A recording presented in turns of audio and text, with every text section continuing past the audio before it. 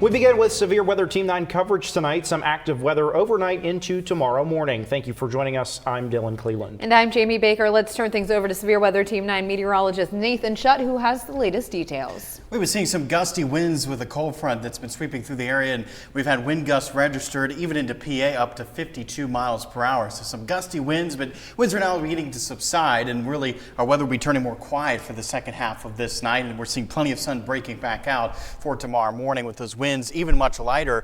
You'll see those temperatures really dropping off though at this hour. We've gone from the 50s even into the 30s from Steubenville, East Liverpool, New Philadelphia, and Wheeling at 39 degrees. Those current wind speeds again already starting to die down from where they were for this evening, and we're seeing a lot of these showers now center into areas south of I-70, so areas north of I-70 have already dried up, and you're going to start to see that decrease in cloud cover now for the second half of the night, and temperatures will just continue to drop from the 30s into the 20s by tomorrow morning. So we'll be a very cold start to tomorrow, but despite that very cold start, we do climb around 50 degrees under that abundant sunshine for your day Thursday. Soak it up. We're tracking cloudy skies returning with more rain for your Friday, and that complete forecast ahead. In Jefferson County, Island Creek trustees called a special meeting early today over ongoing contract negotiations for first responders. EMS contracts paid out of the existing levy will expire at the end of June, but Thames Ambulance Service agreed to sign a contract until June 30th. Chief Clark Crago says he's hoping for a more long-term solution. If the plan goes through to have better coverage in Island Creek Township, there's a plan in place for that, but for the Thames Joint Ambulance District to be able to execute that plan, we have to know what next year and the year after is going to bring us, not year to year. The trustees also have contracts with Richmond Volunteer EMS and Wintersville EMS until the end of the year, also out of the same existing levy funds. The Jefferson County General Health District appointed a new board member to its board this evening. Suzanne Brown was selected by the District Advisory Council to serve on the board. Currently, she works as a business manager at Pitchock Advanced Dentistry in Wintersville. She's taking the place of J.P. Rigaud, whose term recently came to an end. Oh my golly, I am so honored and blessed to be selected on this board. I just want to do the best I can for the residents of Jefferson County with my background in business and health. Brown says a few areas she's excited to work on include women's health, addiction, and suicide rates.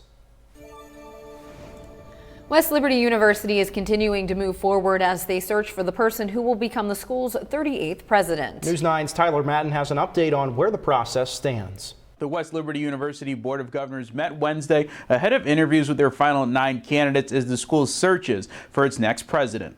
We went into executive session simply to do some housekeeping items about our upcoming interviews. Those interviews are set for next Monday and Tuesday and will be conducted virtually. 9 candidates remain in the semifinals of the interview process.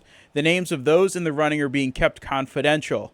Following this round, the field will be narrowed even more, with the finalists traveling to campus for 2 days of meetings with various groups, including the Board of Governors and university faculty and staff. The ballpark thought in the executive part of it is that there will be 3, 4, or 5 that we'll bring to campus in the finalists. That's when their names will be announced. The field began with 59 applicants. Lucas says out of those that remain, they all can bring something unique to the West Liberty University campus. We know that we'll get a strong leader out of this semifinalist group.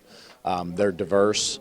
They have a lot of experience, they have a lot of different backgrounds, so it will take some time and some thought to narrow them down.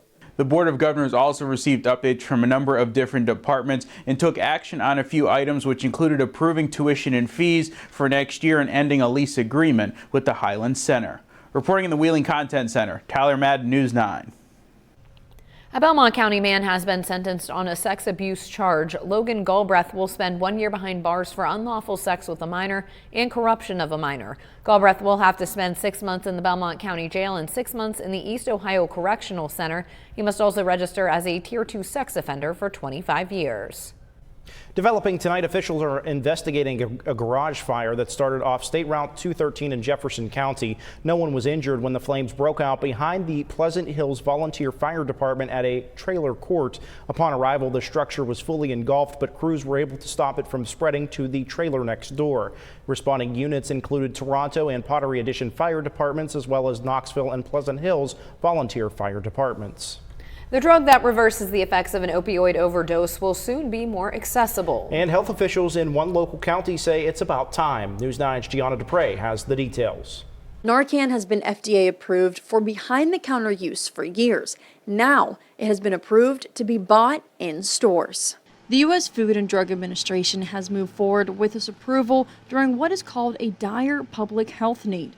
Narcan is a version of naloxone that rapidly reverses the effects of opioid overdose. It is expected to be available in places like drugstores, convenience stores, grocery stores, and gas stations. Because we have tremendous amount of use with opioid and sometimes misuse or incorrect use, because you could use it at home and you gave the incorrect dose versus on the street, this is a life-saving drug. This long-awaited product move is expected to hit the shelves by mid to late summer, and prices have not been disclosed. It may be a little bit higher than what we would think a product should be, and it may be multiple years before it comes down to it's a pretty easy purchase.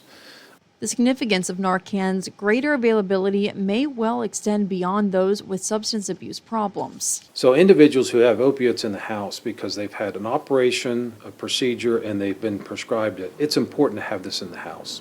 A friend, a coworker, a family member, anyone can use it and save the lives of others, as the overdose crisis has reached more than 100,000 deaths in the U.S. over the last 2 years.